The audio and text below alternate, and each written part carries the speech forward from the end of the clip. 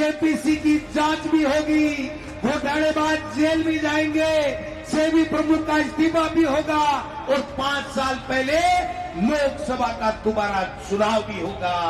अब ये खुलासा हो चुका है कि जो राहुल गांधी जी ने बात पूछी थी अब प्रमाणित हो चुकी है कि किस प्रकार सेबी से मिलकर के अडानी के लिए ये सरकार काम कर रही है। अडानी की कंपनियों के शेयर बढ़ाने का काम हुआ, उसके लिए ऑफशोर फंड का इस्तेमाल किया।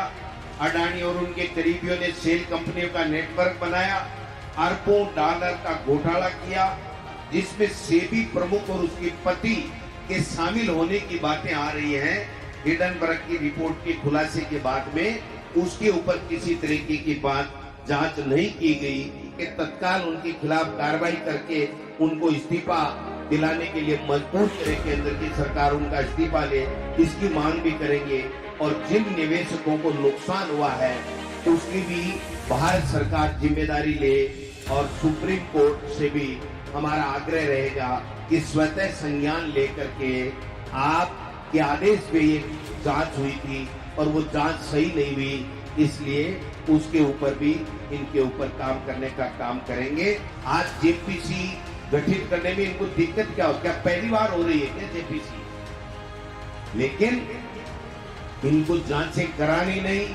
अगर इनकी जांचें जेपीसी से हो जाएंगी तो मैं दावे के साथ कह सकता हूं कि बहुत से ऐसे लोग जो हम लोगों को बेवजह तंग करते हैं, हमारे नेताओं को तंग करते हैं, हमारी पार्टियों के नेताओं को तोड़ करके ले जाते हैं, वो जेल के सलाखों के पीछे होंगे, ये मैं आपको दावे के साथ कह सकता हूँ। राजस्थान में यमुना जल का पानी तो मुख्यमंत्री जी छोड़ दीजिए लेना, आप ला ही नहीं सकते, मेरी गारंटी है, एक बूंद नहीं ला सकते हो। लेकिन मैं ये कहना चाहता हूँ कि यहाँ के अधिकारियों को, यहाँ के मंत्री को वहां पर हरियाणा में घुसने नहीं दिया जा रहा है। डीपीआर की बात करते हैं तो इनका टेलीफोन काट दिया जाता है, बेवकूफ बना करके कि हरियाणा में हम जैसे तैसे चुनाव जीत सके। जो यमुना जल का समझौता हो, चाहे ईआरसीबी का समझौता हो, राजस्थान के मुख्यमंत्री जी ने केंद्र के इशारे के ऊपर हमारे हितों को मध्य प्रदेश और हरियाणा के सामने घुटने टेक करके गिरवी रखने का काम किया है। आप किस बात की वाही लूट रहे हैं? यमुना जल समझौते में जितना पानी 1900 क्यूसेक जो पानी हरियाणा लेकर के बाकी का पानी हमको देना था, नए समझौते में 2400 क्यूसेक पानी पहले वो लेगा और जो 12 महीने पानी आपको मिलना था वो केवल 4 महीने, जुलाई, अगस्त, सितंबर, अक्टूबर, 4 महीने में केवल 575 एमसीएम पानी आपको अगर बरसात में और फ्लड हुआ तो ही मिलेगा, वरना एक बूंद भी पानी की नहीं मिलेगी। मध्य प्रदेश ने हमारे जो पहले के एमओयू किया हुआ था मध्य प्रदेश और राजस्थान का, वो ईआरसीबी के अंदर उन्होंने सुप्रीम कोर्ट में जाकर के, जब वसुंधरा जी की सरकार थी, चाहे हमारी गहलोत जी की सरकार थी, हमने कहा कि उस शर्तों की पालना की जाए, उस एमओयू की पालना की जाए, तो उन्होंने सुप्रीम कोर्ट में जाकर के हमारे खिलाफ स्टे ले लिया था और इस मुख्यमंत्री भजन लाल जी ने साइन करके और उनको ये कह दिया कि आप तो अपना पूरा पानी लो, 3510 एमसीएम पानी वो पहले लेंगे, समझौता करवा करके और साइन करा करके सुप्रीम कोर्ट में पेश किया है कि हमारा जो आपत्ति थी वो आपत्ति राजस्थान की सरकार ने केंद्र सरकार के हस्तक्षेप से मिटा दी है, इसलिए हमारे हितों को हमने सुरक्षित कर लिया है। सुप्रीम कोर्ट में हमें स्टे की आवश्यकता नहीं है, हमारा केस वापस दे दीजिए। ये दो समझौतों के ऊपर अपनी पीठ थपथपाने वाले लोग दोनों जगह, ईआरसीबी में मध्य प्रदेश के सामने और यमुना जल समझौते में हरियाणा के सामने घुटने टेक करके राजस्थान के नौजवान, राजस्थान के किसान, आम व्यक्ति के हितों को बेचने का सौदा करके आए हैं। केंद्र की सरकार ने, मोदी जी ने और मोदी जी की सरकार में बैठे हुए बड़े बड़े अधिकारी और नेताओं ने अडानी जी के साथ मिलकर के और सेबी प्रमुख के साथ मिलकर के एक बहुत बड़ा घोटाला किया, शेयर मार्केट का घोटाला किया। हमारे दिल्ली में बैठक हुई, आदरणीय खड़गे साहब, हमारे नेता राहुल गांधी जी और तमाम प्रदेशों के अध्यक्ष थे। चर्चा चली कि किस प्रकार से हमें ये कार्यक्रम हाथ में लेकर के इस महाघोटाले के बारे में देश और प्रदेश के लोगों को सच्चाई बताना है। मैं निवेदन करना चाहता हूं कि मोटा मोटी अगर हम कोई बात करें तो न कोई हर किसी के सेबी समझ में आता है, न हिडनबर्ग समझ में आता है, न केवल घोटाले की बात करते हैं लेकिन पूरी बात समझ में नहीं आती है। लेकिन हम सबने तय किया कि हम प्रदेशों में, जिलों में, ब्लॉकों में जाएंगे, इस बात को समझाएंगे कि किस प्रकार से सुनियोजित रूप से चंद 1, 2, 3 बड़े उद्योगपतियों को, जिसमें अडानी जी शामिल हैं, उनको लाभ देने के लिए देश की तमाम परिसंपत्तियों के ऊपर कब्जा कराने के लिए इन्होंने किस प्रकार से मिली भगत करके घोटाले किए हैं और आम व्यक्ति को प्रताड़ित करने का काम किया है, आम व्यक्ति को और ज्यादा गरीब करने का काम किया है, उसके हितों के साथ में उन्होंने शोषण करने का काम किया है। मैं समझता हूं कि आप सब लोगों को एक मोटी मोटी बात समझ में आ गई होगी कि इन्होंने जो सेबी की जो संस्था है और उसकी प्रमुख है, पहली बात तो मैं कहना चाहता हूं कि देश में पहली बार सेबी की प्रमुख जो है वो माधवीपुरी बुच, ये प्राइवेट महिला है। पहली बार देश के अंदर सेबी के अंदर इस प्रकार की नियुक्ति हुई और ये वहीं से शुरुआत हो गई।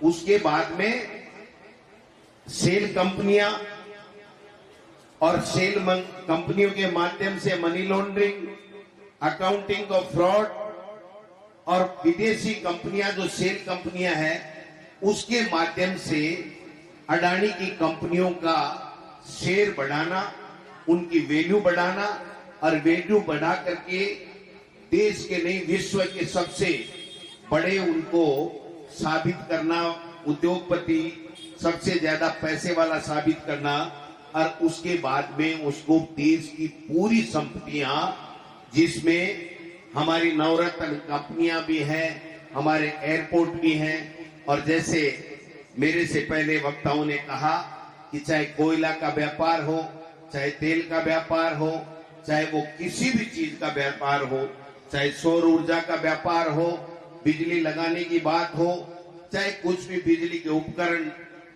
बनाने की बात हो, तमाम पूरे के पूरे व्यापारों के ऊपर इनका कब्जा करा दिया।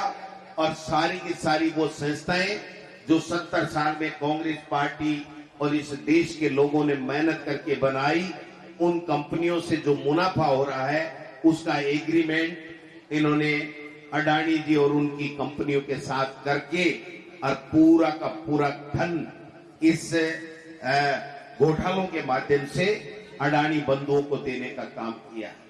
अब आप समझिए बात को कि जिस दिन राहुल गांधी जी ने संसद में कहा था कि 20,000 करोड़ रुपए इन अडानी जी की सेल कंपनियों में किसके हैं, और जिस दिन राहुल गांधी जी ने वो बात कही थी, आप सबके संज्ञान में है ये बात कि राहुल गांधी जी के खिलाफ आनंद फानन में रुका हुआ केस चालू हुआ, उनकी लोकसभा की सदस्यता को समाप्त किया गया और आपने देखा होगा कि किस प्रकार से सुप्रीम कोर्ट तक जाना पड़ा। और अब ये खुलासा हो चुका है कि जो राहुल गांधी जी ने बात पूछी थी अब प्रमाणित हो चुकी है कि किस प्रकार सेबी से मिलकर के अडानी के लिए यह सरकार काम कर रही है। एक से बढ़कर के एक बातें मैं बता सकता हूं, इसके बारे में पूरी रिपोर्ट हमारे पास में है कि इन्होंने किस प्रकार से किया है। इन अडानी की कंपनियों के शेयर बढ़ाने का काम हुआ, उसके लिए आप सोर फंड का इस्तेमाल किया। अडानी और उनके करीबियों ने सेल कंपनियों का नेटवर्क बनाया, अरबों डॉलर का घोटाला किया। स्टॉक कंपनियों में, अडानी ग्रुप के कंपनियों में स्टॉक को मैनिपुलेट किया गया, उनके मैनिपुलेट करके बढ़ाया गया। मॉरिशस और दूसरे देश की सही कंपनियों में पैसे भेजे, उन कंपनियों ने अडानी ग्रुप के शेयरों में निवेश कर मैनिपुलेट किया। मनी लॉन्ड्रिंग की गई, अकाउंटिंग फ्रॉड किया गया और इन कर्ज अडानी की कंपनियों पर कर्ज को देखते हुए उनकी कीमत ज्यादा बताई गई, जिससे उसको और ज्यादा कर्ज मिल सके और वो कर्ज मिलकर के देश की और विदेशों की परिसंपत्तियों के ऊपर अडानी किस प्रकार से कब्जा कर सके। इन सब में सेबी प्रमुख सुप्रीम कोर्ट के कहने से जांच कर रही थी और सेबी प्रमुख सुप्रीम कोर्ट के कहने से वो छोटी मोटी जांचें सब कर रही है, लेकिन प्रमुख जो मांग थी या प्रमुख जो घोटाला था जिसमें सेबी प्रमुख और उसके पति के शामिल होने की बातें आ रही हैं, हिडनबर्ग की रिपोर्ट के खुलासे के बाद में उसके ऊपर किसी तरीके की बात जांच नहीं की गई। सुप्रीम कोर्ट के आदेश से जांच करने के बावजूद भी अगर कोई जांच नहीं करे और पार्लियामेंट से 150 व्यक्तियों को निकाल दिया राज्यसभा और लोकसभा से, लेकिन अब की बार आपने जो कमाल किया और पूरे देश में संविधान बचाने के लिए आम नागरिक 3600 कौमों के लोग निकले, प्रदेश में भी आपने शानदार प्रदर्शन किया, पूरे देश में इंडिया गठबंधन मजबूत हुआ और इंडिया गठबंधन मजबूत होने पे हमारे देश का शेर हमारा नेता राहुल गांधी जब नेता प्रतिपक्ष बना उसके बाद से इनकी नींद हराम हो रही है। मोदी जी और अमित शाह जी और इनके लोगों की जो ये घोटाले पे घोटाले कर रहे थे, आपने देखा होगा राफेल पे घोटाला हुआ, कुछ नहीं होने दिया, 3 काले कानून लाए, कुछ नहीं होने दिया, नोटबंदी की, बड़ा घोटाला किया, कुछ नहीं होने दिया और अब घोटाले से घोटाले करने लग गए। इन्होंने सोचा कि जब राफेल से बच गए, जब नोटबंदी के घोटाले से बच गए, 3 कृषि कानूनों का जो घोटाला लेकर के आए थे उससे हम बच गए, तो अब हम इस सेबी वाले घोटाले से भी बच जाएंगे। लेकिन उनको पता नहीं है कि वो शेर अब लोकसभा के अंदर हमारे राहुल कसवा जी, मुरारी मीणा जी, भजन लाल जी और हमारे 11 इंडिया गठबंधन के लोग राहुल गांधी जी के नेतृत्व में राजस्थान से भी आवाज बुलंद करने का काम करते हैं और पूरे हिंदुस्तान में हमारे इंडिया गठबंधन के लोग उनको घेरने का काम करते हैं। मोदी जी एक दिन आए और एक दिन आकर के भूख ला करके भाषण दिया और दूसरे दिन जाके वो यही मोदी जी हैं जो ये कहता था लोकसभा के अंदर कि एक अकेला सब पे भारी।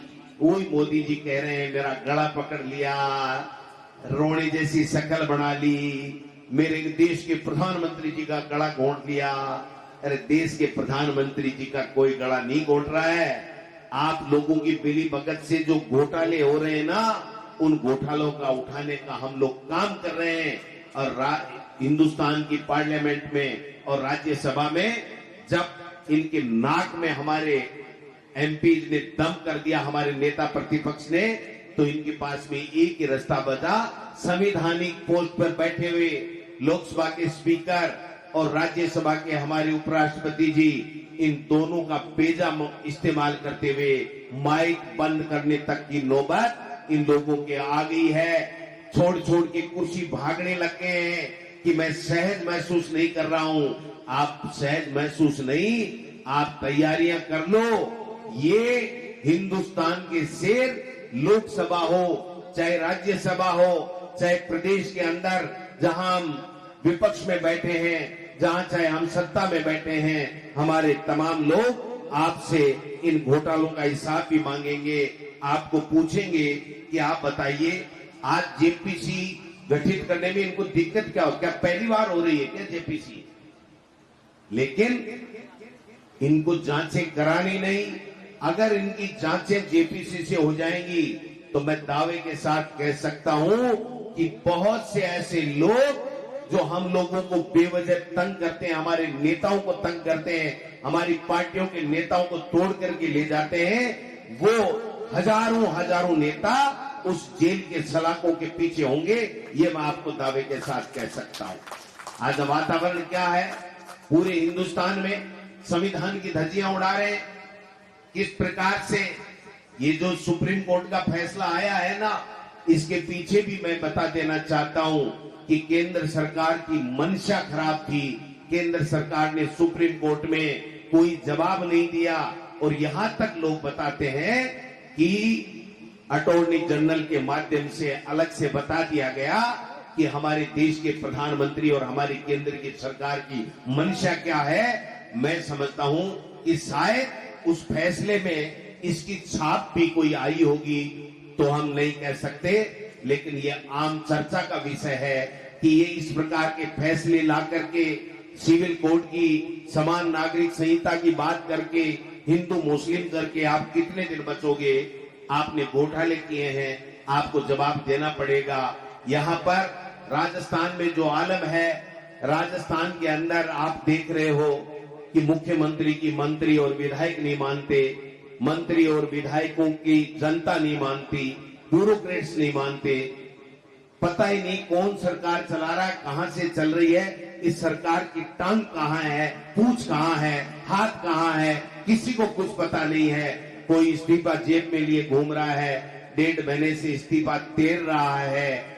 कल तो एक वाकया जोरदार हो गया, जिसको 5 साल की, जिन नेताजी को 5 साल की उम्मीद थी कि राज्यसभा के माध्यम से या लोकसभा के माध्यम से मुझे 5 साल मिलेंगे, वो 5 साल भी नहीं मिले। राहुल जी 2 साल मांगे, 2 साल भी नहीं मिले, और अब तो गैर हाजिरी लगा करके प्रताड़ित करने का काम और किया जा रहा है। इससे ज्यादा शर्म की कोई बात हो नहीं सकती है। अपने ही नेताओं को प्रताड़ित वो करता है जो फिर उसके बाद में कोई काम नहीं बचता है। इसलिए मैं तो इतना निवेदन करना चाहता हूं कि यहाँ राजस्थान में सरकार नाम की कोई चीज नहीं है। 9 महीने हो गए, बात क्या करते हैं? हम कांग्रेस के सरकार के समय की घोटालों की जांच कर रहे हैं। मना किसने किया? घोटालों की जांच करो, घोटालेबाजों को जेल के अंदर सलाखों के पीछे डालने का काम करो। लेकिन ये भाषण देने से काम नहीं चलेगा। आपको 5 साल के लिए सरकार में बैठाया है। राजस्थान की जनता ने बहुत आशा और उम्मीद और आपके किए गए वादों के ऊपर विश्वास करके बैठाया है। आपको काम करना पड़ेगा। दूसरे को गाड़ी देने से काम नहीं चलेगा, आपको काम करना पड़ेगा। आप देख सकते हो यमुना जल की बात आज भी शायद मीडिया में कहीं आया है कि राजस्थान में यमुना जल का पानी तो मुख्यमंत्री जी छोड़ दीजिए लेना, आप ला ही नहीं सकते, मेरी गारंटी है, एक बूंद नहीं ला सकते हो। लेकिन मैं ये कहना चाहता हूं कि यहाँ के अधिकारियों को, यहाँ के मंत्री को वहां पर हरियाणा में घुसने नहीं दिया जा रहा है। डीपीआर की बात करते हैं तो इनका टेलीफोन काट दिया जाता है कि आप छोड़िए इन बातों को। हमने आपको बेवकूफ बना करके, और हमने इसलिए एग्रीमेंट किया है कि हरियाणा में हम जैसे तैसे चुनाव जीत सके। जो यमुना जल का समझौता हो, चाहे ईआरसीबी का समझौता हो, मैं कहना चाहता हूं राजस्थान के मुख्यमंत्री जी ने केंद्र के इशारे के ऊपर हमारे हितों को बेचने का काम किया है। हमारे हितों को मध्य प्रदेश और हरियाणा के सामने घुटने टेक करके गिरवी रखने का काम किया है। आप किस बात की वाही लूट रहे हैं? कहां पे है? जब यमुना जल समझौते में जितना पानी 1900 क्यूसेक जो पानी हमें हरियाणा लेकर के बाकी का पानी हमको देना था, नए समझौते में 2400 क्यूसेक पानी पहले वो लेगा, और जो 12 महीने पानी आपको मिलना था वो केवल 4 महीने, जुलाई, अगस्त, सितंबर, अक्टूबर, 4 महीने में केवल 575 एमसीएम पानी आपको अगर बरसात में और फ्लड हुआ तो ही मिलेगा, वरना एक बूंद भी पानी की नहीं मिलेगी।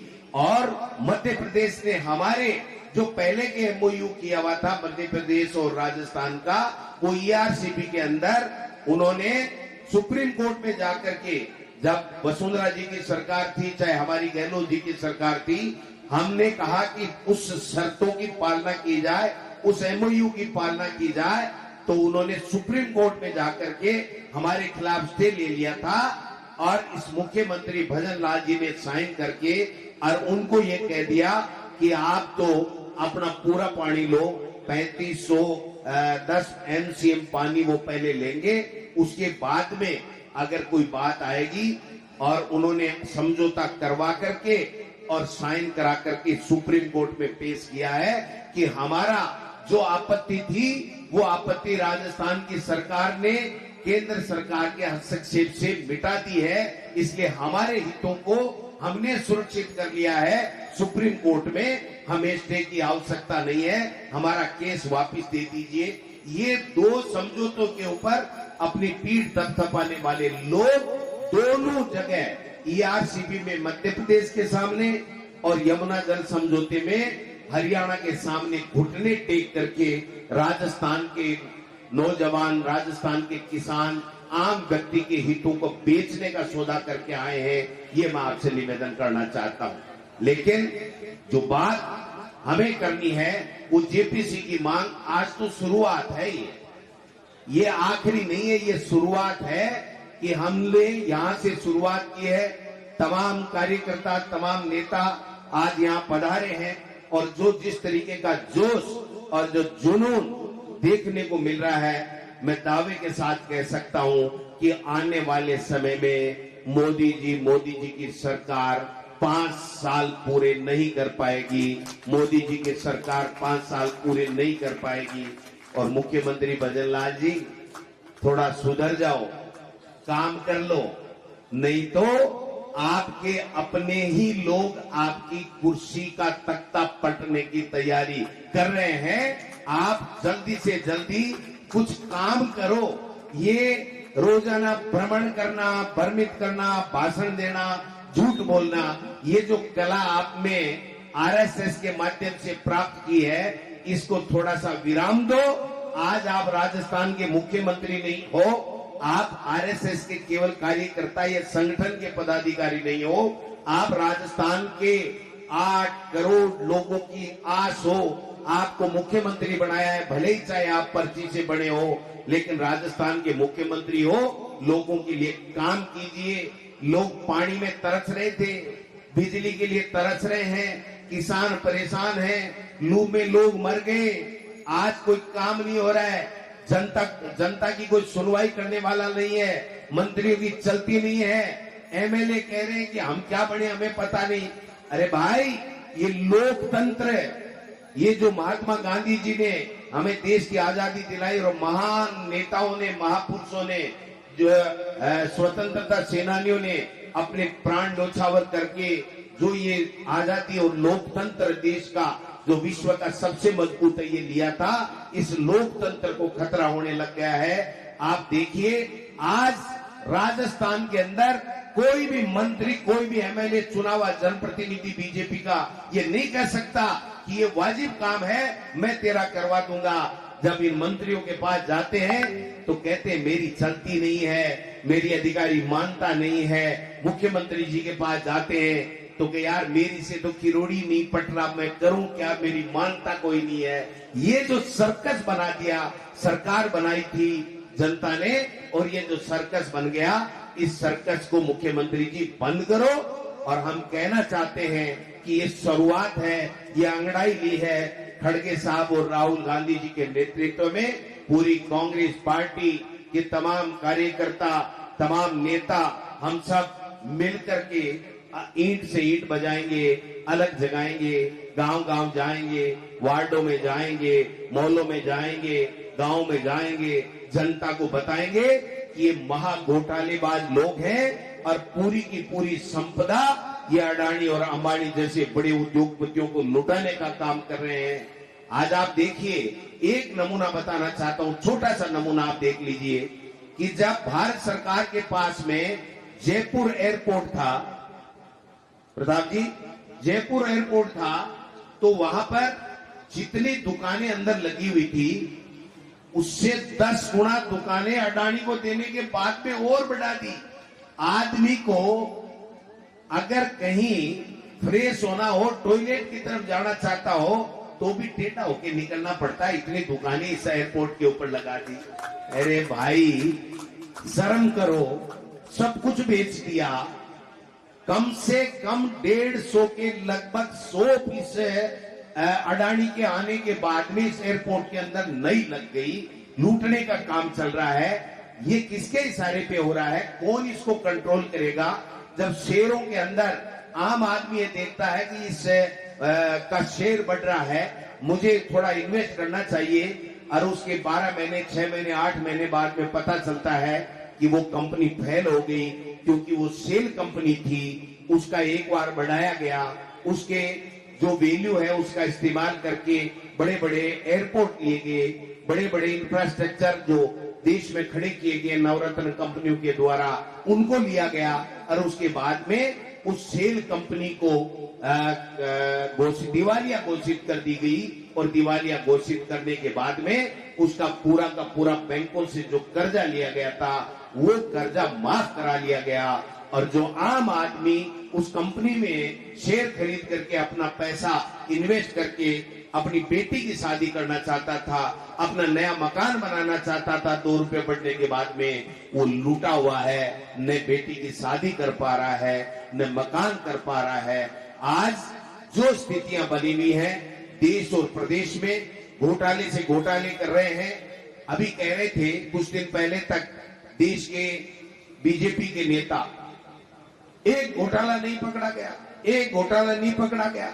अरे एक हो तो पकड़ दें, आपने तो हजारों घोटाले कर लिए, कितने पकड़े? आप तो इतने बेशर्म लोग हो कि उसको मानते ही नहीं हो, कोई जांच ही नहीं कराते हो, और जहां जांच कराते हो और जिसको जांच सौंपी गई उसी में आपकी हिस्सेदारी है, सेबी के प्रमुख और उसके पति की उन कंपनियों में हिस्सेदारी है, तो फिर जांच करेगा कौन?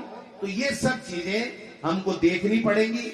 और राजस्थान के अंदर खेला शुरू हो गया मेरे भाइयों, समझने की आवश्यकता है। अगला जो विधानसभा का सत्र आएगा उसमें देखना इनके भ्रष्टाचार का जो नग्गा नाच इस 9 महीने से भारतीय जनता पार्टी की सरकार कर रही है, उसका चीर हरण करने का काम हमारे एमएलए सब टीकाराम जूली जी के नेतृत्व में करने वाले हैं। यहाँ पर पूरे गुजरात के लोग, चाहे वो कोई ठेका हो, चाहे वो माइनिंग हो, चाहे कोई और कोई हो, सारे के सारे गुजरात के लोगों की कंपनियां जो भारत सरकार में बैठे हुए, केंद्र की सत्ता में बैठे हुए बड़े लोगों के नजदीक हैं, उनको देने का काम कर रहे हैं। मुख्यमंत्री जी के पास कोई जाता है कि मुख्यमंत्री जी एक काम कर दो, तो मुख्यमंत्री जी क्या कहते हैं पता आपको? वो कहते हैं कि भाई आप सीएस से मिल लो। तो लोग कहते हैं मुख्यमंत्री तो आप हो, कि मेरे हाथ में कुछ नहीं है, मेरा काम तो ये मुरली वाला करता है। एक मुरली वाले की फोटो हमारे भगवान की लगा रखी है। अरे भाई ये फोटो ही काम कर देती है, मूर्तियां ही काम कर देती, तो फिर आदमी दूसरा काम आदमी क्यों करता? आप बताइए, सरकारी क्यों बनाता? तो मैं कहना चाहता हूं, भगवान हम सबके हैं, लेकिन आप भगवान की मूर्ति की तरफ इशारा करके अपनी जिम्मेदारी से नहीं बच सकते हो।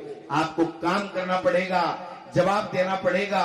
जो घोटाले हो रहे हैं, जो टेंडरों की शर्तें ड्राफ्ट की जा रही है मनमर्जी से, ये सब फाइलें हमारे पास आना चालू हो गई हैं। अब आपका 9 महीने का समय समाप्त हो गया है। अब कांग्रेस पार्टी और कांग्रेस पार्टी के कार्यकर्ताओं का समय शुरू हुआ है। हम एक एक की नाक में नकेल डाल करके तुम्हारे भ्रष्टाचार को उजागर भी करेंगे, और आप तो पता नहीं जेलों में कब किसको भेजोगे। आपको जेल में भेजने के लिए गोविंद डोटासरा और तमाम कांग्रेस के कार्यकर्ता विधानसभा में जूली साहब के नेतृत्व में, और यहाँ कांग्रेस पार्टी के तमाम नेता कांग्रेस संगठन को साथ लेकर के हम लोग आपको बेनकाब करने का काम करेंगे। इसलिए राजस्थान में भी जो घोटाले हो रहे हैं उनके ऊपर भी कार्यकर्ताओं से, नेताओं से आग्रह करना चाहता हूं, आप तैयार हो जाइए, नजर रखिए। और दिल्ली के अंदर राहुल गांधी जी के नेतृत्व में और हमारे खड़गे साहब की अध्यक्षता के अंदर वहां पर भी खेला शुरू हो गया है। इनका जीना दूबर हो गया है। ये कह रहे हैं ये हो क्या रहा है। मैं कल सूरत गया था, तो वहां पर जब हम पहले चुनाव में जाते थे तो हरीश जी वहां पर ये बातें होती थी, नहीं साहब हम तो मोदी जी और अमित शाह जी और बीजेपी को वोट देंगे। लेकिन कल मैंने वहां नजारा देखा, 1000-1500 आदमी वहां पर इकट्ठे हुए थे।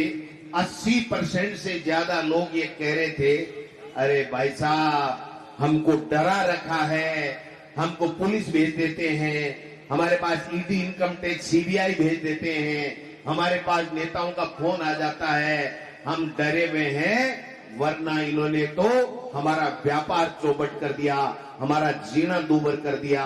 रात को आराम से हमें नींद नहीं आती है कि कब ये टेलीफोन करके कब धमका देंगे। इस तरह का वातावरण जिस गुजरात मॉडल की बात कर रहे थे वहां पर होने का काम हो गया है।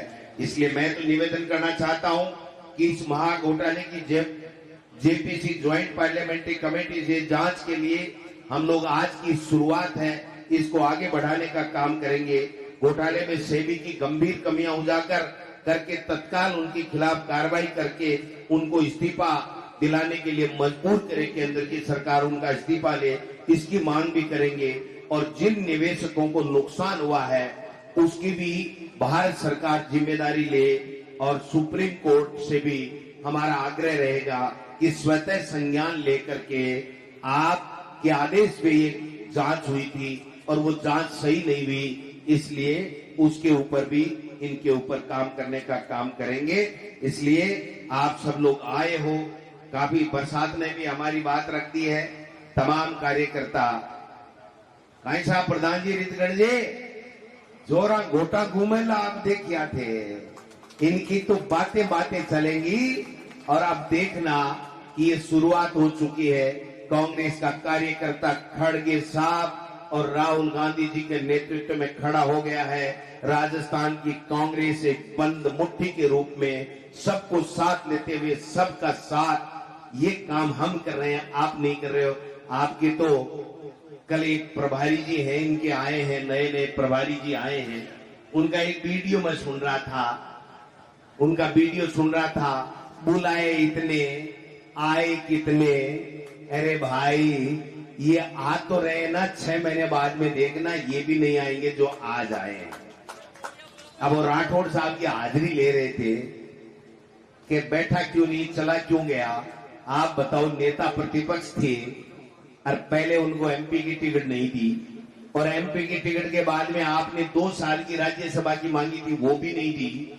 और अब आप चाहते हो बेइज्जती करा के सामने घुटने के बल नीचे बैठ जाए दरी के ऊपर। क्या करना चाहते हो, क्या बताना चाहते हो? अरे नेताओं का इतना अपमान तो मत करो, टिकट गई तुम्हारी भाड़ में, इतना अपमान तो मत करो। राजेंद्र जी राठौड़ कोई छोटा नेता है कि 7 बार जीता हुआ व्यक्ति और नेता प्रतिपक्ष रहा हुआ तत्काल अभी, और उस आदमी के लिए आप इस तरह की बेइज्जती की बातें करते हो, तो ये साबित हो गया है कि बीजेपी के लोगों की कदर नहीं है, बीजेपी में आम जनता की कदर नहीं है, उनके मुद्दों के लिए उनके पास समय नहीं है, उनकी समस्याओं को सुनने के लिए उनके पास में समय नहीं है। ये कुछ भी नहीं करने वाले हैं। ये ताश की पत्तों की तरह ये जो कांच का महल होता है ना, उसको एक कंकर मारो ये बिखर जाएगा। और मैं समझता हूं कि वसुंधरा जी चुपचाप कुछ न कुछ तो कर ही रही होंगी, इसलिए ये खेला शुरू होने वाला है। मुख्यमंत्री जी समझ जाओ, ये मुरली वाला तो ठीक है, यहां तक ले आया मानते हैं, लेकिन अब काम करना पड़ेगा। सब काम मुरली वाला नहीं करेगा, आपको करना पड़ेगा, वरना आपकी गद्दी पे कोई दूसरा आकर के बैठेगा। ये बात मैं कहना चाहता हूं। इसलिए भाइयों तैयार रहो। जब भी हम लोग जिलों में, ब्लॉकों में, जब भी हम आह्वान करें पूरे जोश के साथ में, कोई किसी को डरने की आवश्यकता नहीं है। ये ईडी, इनकम टैक्स, सीबीआई है ना, इनके भी उल्टी के दिन शुरू हो गए, गिनती शुरू हो गई है इनकी। आप रोजाना अखबारों में पढ़ते हो ना, ईडी का अधिकारी कैसे ट्रेप हो गया, सीबीआई का अधिकारी कैसे ट्रेप हो गया। और मैं आपको कहना चाहता हूं, ईडी और सीबीआई और जो प्रतिनियुक्ति पे आए हुए जो अधिकारी है ना, वो आधे से ज्यादा तो छुट्टियां लेके घर बैठ गए कि हमको गलत काम नहीं करना है, हमको नौकरी करनी है, हमारे बच्चे पालने हैं। इसलिए किसी भाई को किसी चीज से डरने की आवश्यकता नहीं है। इनमें दम नहीं है, इनमें दम नहीं है कि हमारे गरेबान तक ये हाथ डाल ले, कांग्रेस के दरे किसी भी कार्यकर्ता को प्रताड़ित कर दे। मैं गोविंद डोटासरा आपको वचन देता हूं, आपको पूरा विश्वास दिलाना चाहता हूं कि ये जो हमारे नेता बैठे हैं, चाहे आज यहाँ है या नहीं है, कांग्रेस का हर नेता कार्यकर्ता उन तमाम कार्यकर्ताओं के जिनके ऊपर भारतीय जनता पार्टी जुल्म कर रही है, उस जुल्म को नहीं होने देंगे। उनको छट्टी का दूध याद दिलाने का काम हम लोग कर देंगे, ये निश्चित रहेगा। आज आप आए हो, तमाम नेताओं के मैं नाम नहीं ले सका, चाहे मंच पे हैं, बाहर बैठे हैं, कई लोगों के नाम रह गए हैं, मैं माफी चाहता हूं। लेकिन आज देख लेना, हमने हाजिरी नहीं भरी बीजेपी की तरह, लेकिन सारे के सारे नेता जिनसे संपर्क हुआ 100% अपनी मर्जी से आए हैं, कोई डंडा नहीं है, इनके डंडे से नहीं आ रहे और हमारे मर्जी से आ रहे हैं। इसका मतलब जेपीसी की जांच भी होगी, घोटालेबाज जेल भी जाएंगे, सेबी प्रमुख का इस्तीफा भी होगा और 5 साल पहले लोकसभा का दोबारा चुनाव भी होगा। धन्यवाद। जय हिंद, जय भारत।